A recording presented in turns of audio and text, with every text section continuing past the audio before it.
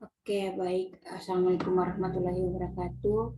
Saya Jide Safrudin. Di sini saya akan menjelaskan singkat mengenai ABPK atau alat bantu pengambilan keputusan. Di sini sudah ada buku ya, buku ABPK. Ini bisa dibuat dalam bentuk lembar bolak-balik, bisa untuk memudahkan dalam memberikan konseling.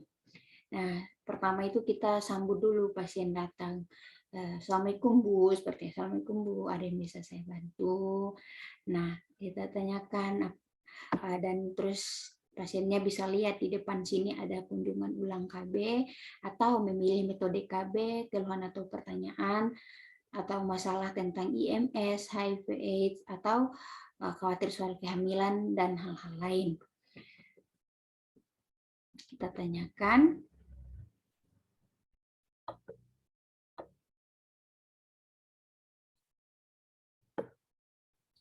Terus ibunya misalkan ini mengenai memilih metode KB, berarti kita bisa buka di halaman P3K yang warna hijau ya. Jadi sudah ada warna-warnanya. Kalau misalkan kunjungan ulang KB berarti di warna ungu. Terus kalau misalkan memilih metode KB berarti dia di warna hijau. Berarti kita sisa buka di ada tandanya ya untuk yang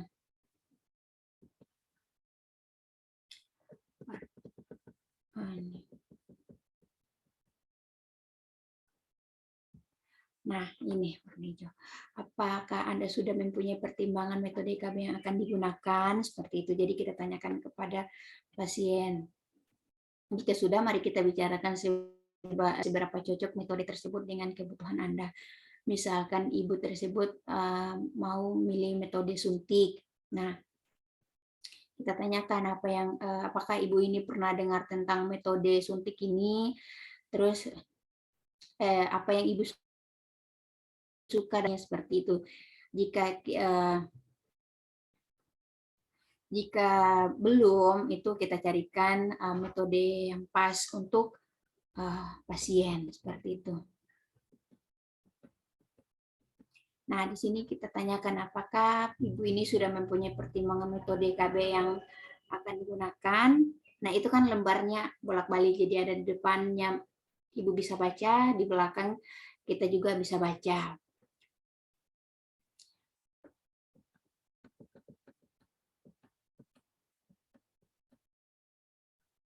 Nah, ini jadi lembar ini bolak-balik, jadi di depan pasien dan juga di depan kita seperti itu. Jadi pasien bisa baca di depan, kita juga bisa baca di bagian belakang.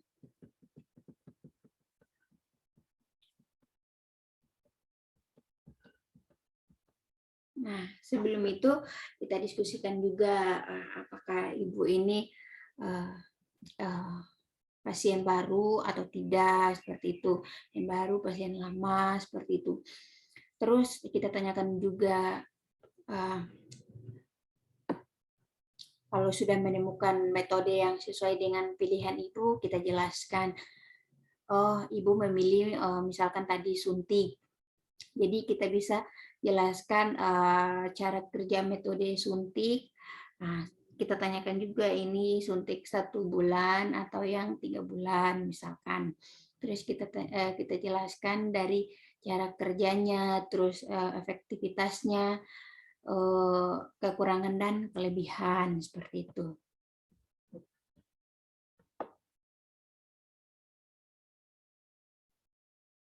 Nah, gambar yang di atas ini kan berada di depan klien. Terus jadi ibu bisa tanyakan. Nah, gambar yang di bawah ini berada di depan kita ya. Jadi kita bisa menjawab sesuai dengan apa yang ibu tanyakan. Jadi kita bisa efektivitasnya kita sampaikan, terus efek samping jangka panjang atau jangka pendek seperti itu. Jangan lupa kita selalu gali pertanyaan-pertanyaan agar pasien itu tidak bingung. Tadi sudah disampaikan kalau misalkan memilih metode KB kan warnanya itu warna hijau, jadi kita ke warna hijau. Untuk pembahasan yang lebih lanjut, karena sudah diputuskan Ibu menggunakan KB suntik misal yang 3 bulan, kita ke KB suntik yang 3 bulan untuk cara kerjanya.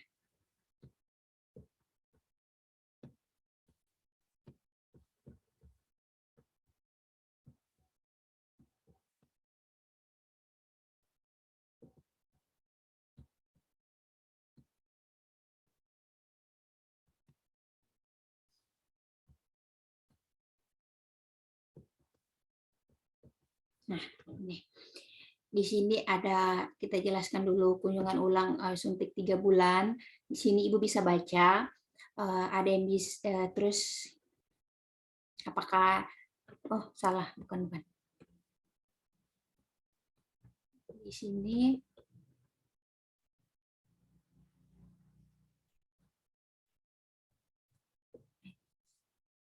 terlewat.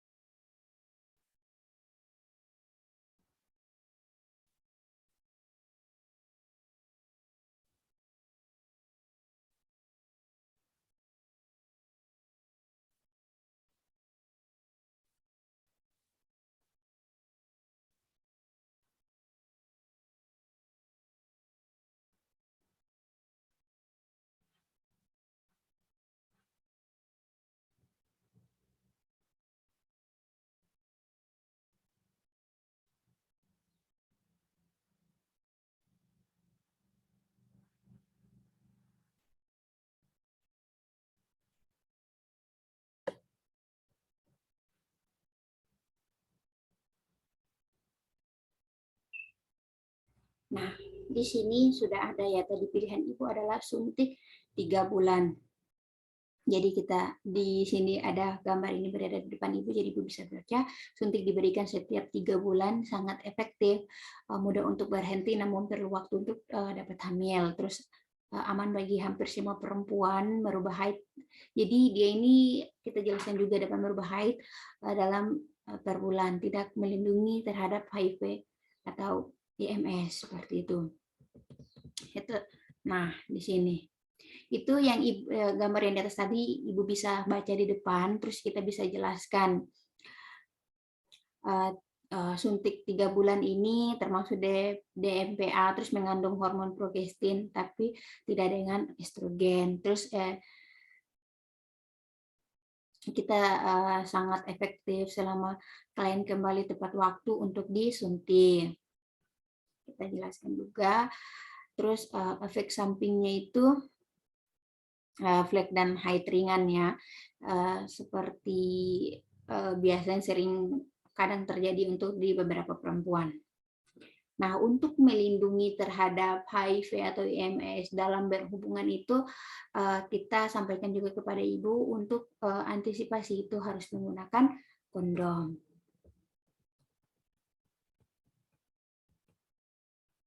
Nah, kita jelaskan juga kepada Ibu nih yang tidak bisa memakai suntik itu memiliki tekanan darah tinggi, Ibu menyusui kurang dari 6 minggu, Ibu hamil, terus memiliki kondisi kesehatan serius lainnya.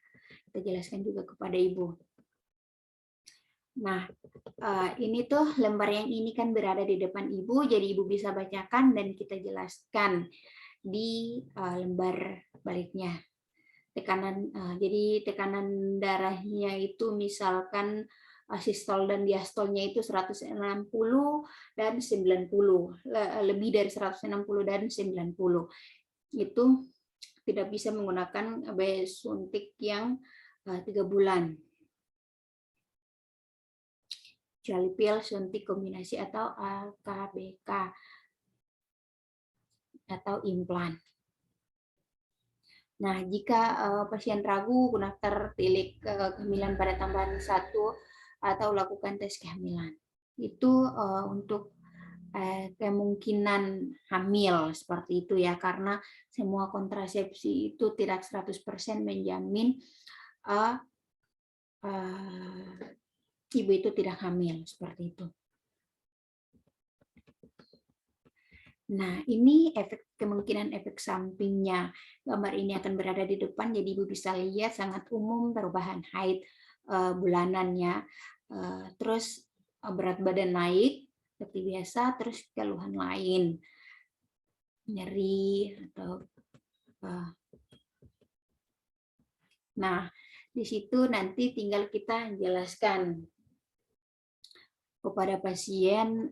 Setiap orang itu mengalami reaksi yang berbeda, terus penting untuk menjelaskan perubahan haid. Jadi bisa terjadi khusus selama beberapa bulan pertama pemakaian, terus haid tak terduga dan flek bisa terjadi. Kita jelaskan kepada ibu agar ibu ini tidak kaget. Misalkan kok saya pakai suntik, ibu bidannya nggak jelasin, misalkan ada perubahan haid, tiba-tiba ngeflek, ibunya jadi takut, jadi parno, seperti itu. Jadi kita jelaskan secara akurat, secara rinci dan akurat. Lalu untuk perdarahan yang banyak itu jarang terjadi untuk penggunaan KB suntik ini.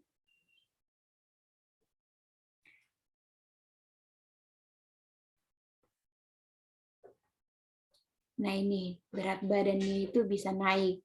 Jadi ibu bisa merubah pola makan atau bisa membantu mengontrol kenaikan berat badan.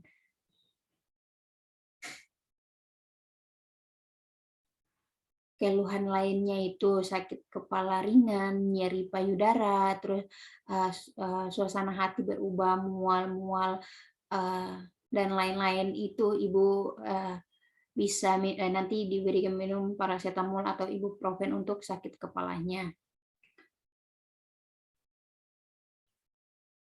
Jadi kita diskusikan juga kalau misalkan ibu merasakan efek sampingnya ini, ibu bisa kunjungi ulang untuk konsultasi. Setelah misalkan ibunya paham, mengerti, dan ibu tetap memutuskan untuk menggunakan kontrasepsi KB yang 3 bulan, berarti bisa kita minta tanda tangan di informed choice dan informed consent. Setelah itu ibu bisa baca di depan sini, Anda bisa mendapatkan suntikan pertama hari ini. Jadi kita bisa memberikan suntik pertama kepada ibu pada hari ini juga. Nah, setelah itu ini kita jelaskan jika mendapat haid sampai dengan 7 hari yang lalu bisa mulai sekarang. Jadi kita tanya juga. Terus ini juga tidak perlu perlindungan. Nah, dijelaskan juga jika haid lebih dari 7 hari yang lalu tidak perlu menunggu haid berikutnya untuk mendapat suntikan pertama jika yakin tidak hamil. Seperti itu ya. Tapi kita juga harus menjelaskan klien harus menghindari senggama atau memakai kondom selama 7 hari sejak suntikan pertama untuk tadi ya yang saya bilang ya, untuk mengantisipasi ya untuk terjadi kehamilan. Nah, jelaskan juga setelah melahirkan, jika menyusui bisa memulai 6 minggu setelah melahirkan. Jika lebih dari 6 minggu dan kurang dari 6 bulan menyusui penuh dan masih belum haid atau aminor, klien boleh mendapatkan suntikan kapan saja. Ini juga kita jelaskan semuanya kepada pasien. Terus kita tanyakan apakah siap untuk memulai sekarang dan mendapatkan suntikan. Kalau ibu siap, kita siap untuk siapkan alat-alat ya yang akan digunakan suntik, terus obat suntik 3 bulan atau depo. Nah, kita perlihatkan ini. Hal yang perlu ibu ingat ya, ibu dan kita juga. ditulis nama suntikan, misalkan depo, terus kapan harus kembali itu kita tulis juga. Terus jangan lupa tetap diingatkan efek sampingnya tadi agar ibunya itu tidak kaget dan tidak takut. Nah, ini hal yang perlu diingat. Tadi sudah dijelaskan di atas. Dan nama obat suntik yang diberikan. Nah, sini. Tuliskan 3 bulan untuk DMPA. Terus tanggal kembalinya. Nah, ini efek samping umum kembali jika terasa mengganggu. Jadi kalau misalkan ibu ngerasa ada yang kurang ini, ibu bisa kembali kunjungan ulang.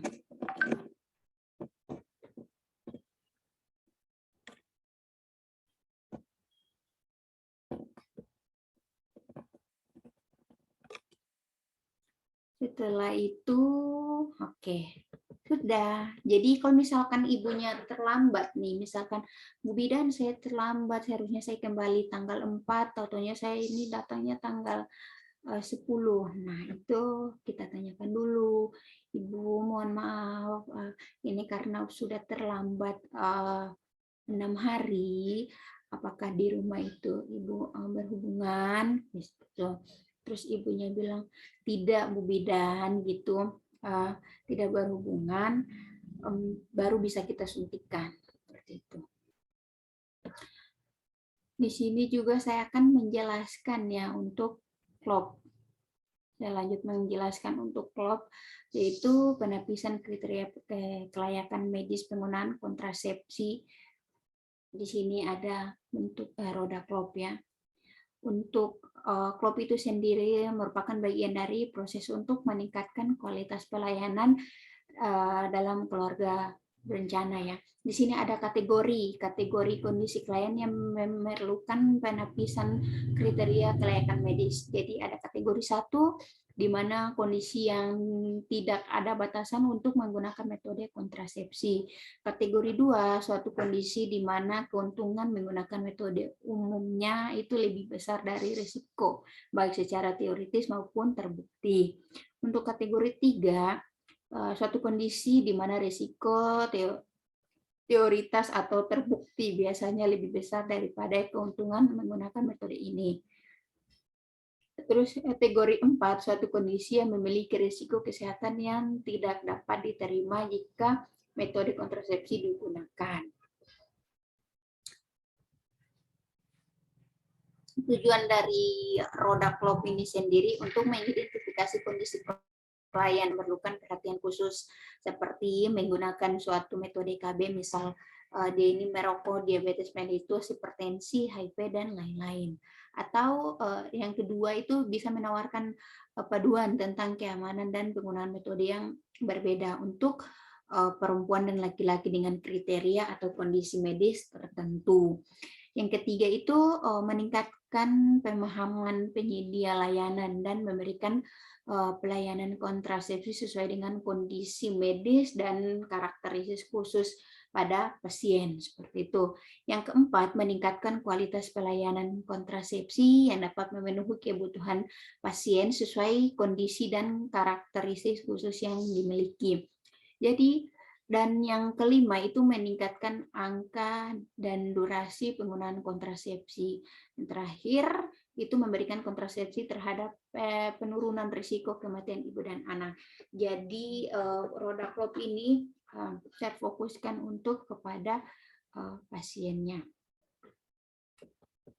Nah, ini ada rodanya seperti ini, saya besarkan dulu. Nah, ini rodanya nanti seperti ini. Nah, ini penapisan kehamilan, prosedur penapisan klien, tindak efektivitas metode kontrasepsi, kontrasepsi pasca persalinan, dan kontrasepsi darurat. Jadi bisa di sini, bisa dilihat di sini. Kontrasepsi hormonal kombinasi, ada pil, transdermal, cincin, suntik, dan lain-lain. Terus ada kontrasepsi pil progestin, kontrasepsi suntik progestin, ada implan, terus ada AKDR atau IUD, terus ada tubektomi. Itu ini adalah roda klopnya. Nah, di sini kurang jelas. Ada nanti di rumah sakit atau puskesmas itu disediakan seperti ini. Jadi tinggal kita sampaikan kepada pasien dan bisa kita baca di sini untuk prosedur penapisannya itu seperti apa, sudah dibuatkan tabelnya seperti ini. Terus sudah ada roda klopnya juga. Nah, ini terus ada juga efektivitas kontrasepsinya itu seperti apa. Nah, ada di tabel yang seperti ini.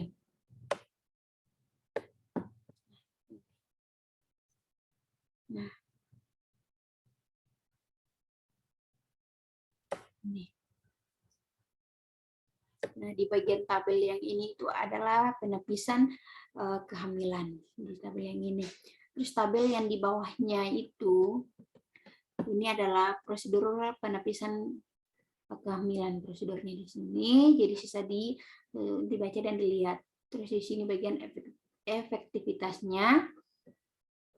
Dan yang di bagian tabel yang ini adalah waktu untuk memulai kontrasepsi setelah kita melakukan penapisan.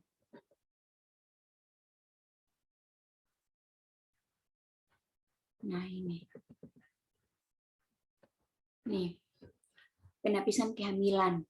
Itu terdiri dari 6 pertanyaan. Jadi kita tanyakan kepada ibu, apakah Anda mempunyai bayi yang berumur kurang dari 6 bulan, dan apakah Anda mempunyai secara eksklusif atau hampir eksklusif dan belum mendapat haid, kalau ya dicentang, seperti itu. Apakah Anda pantang sengkama sejak haid terakhir atau bersalin, kalau ya juga dicentang, kalau tidak perlu dicentang di bagian tidak. Terus apakah Anda baru melahirkan bayi kurang dari 4 minggu, kalau ya dicentang di bagiannya, kalau tidak di bagian tidak.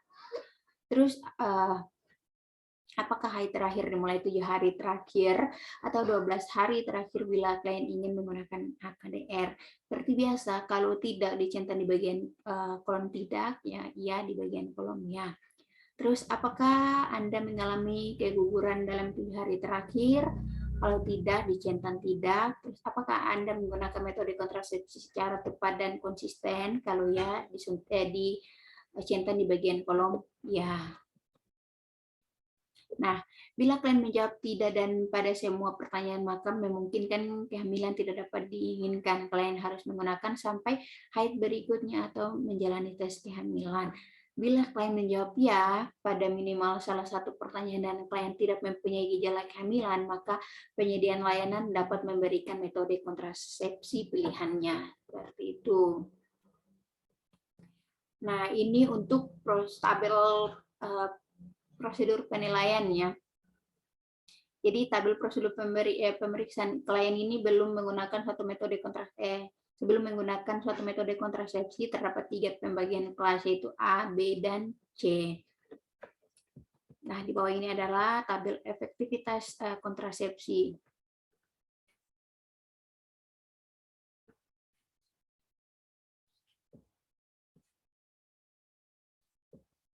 Nah, ini bagian luar ya, bagian luar roda klop ini kan bagian rodanya di sini, ini bagian luarnya yang sudah saya tunjukkan ya di slide sebelumnya yang tadi.